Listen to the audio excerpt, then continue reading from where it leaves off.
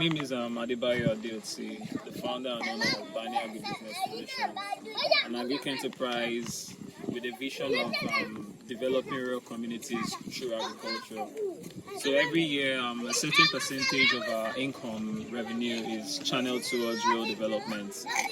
In the past, we've organized a couple of trainings, farmers empowerment, and different advocacy programs to help improve the lives of those in rural areas. So this year, part of the ways we'll be ensuring to develop rural communities, we'll be working with this community school. The plan is to renovate the school. In quotes, we want to promote quality agricultural education. So we'll be renovating the community primary school and providing adequate learning resources that will aid the kids' learning. And this way, we plan on incorporating agric modern technology into their curriculum. Part of the renovation we'll be doing, when I met with the school principal and we were discussing about what their problems were and what they need, when I did my needs assessment, he mentioned the windows. He said he would need us to fix that ASAP because people just come into the school. As you can see, the windows are just widely open. Some don't even have frames. So people just come into the school, they defecate, they take away their chairs and tables. So he requested we fix that ASAP, and we have started work on that already. We have started making burglaries to fix the windows. That is already in place. And he also mentioned that they don't have a restroom, a place where they do their business. So we plan on setting up a toilet for them as well, where they can do their business, and the kids can also have where to pee and defecate if they need to. These are the tables and chairs, and this is what it looks like. I could easily just jump over inside here and just pick up whatever it is I want, and that's it. So we also plan on providing chairs, tables, proper chairs and tables where these kids can sit and learn properly. That's part of what we'll be needing. And as for the greenhouse that we plan on setting up, this would require us to set up a borehole. We would have to dig a borehole where we can also make use of irrigation, because these are part of the things we want to bring into their curriculum.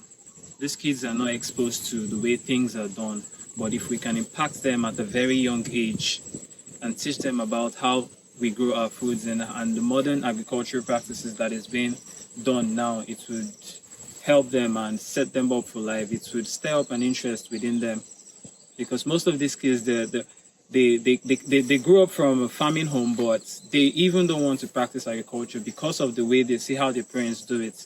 The parents don't really make that much from farming, so why do you expect me to also go into farming? So the plan is to change their perception of agriculture.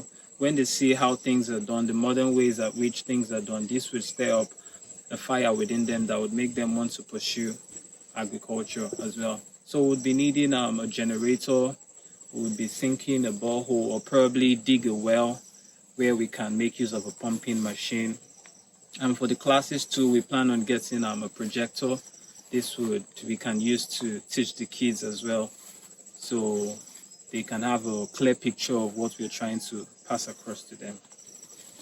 And just to add to it, it's not just about teaching these kids about agricultural education and the modern agricultural practices. We plan on including STEM into their curriculum. We also plan on teaching them about vocational skills. School is not just a place for academic learning, but it's a place to teach these kids about life skills that could help set them up for life. So we'll be incorporating ICT into their curriculum, teach them about digital contents.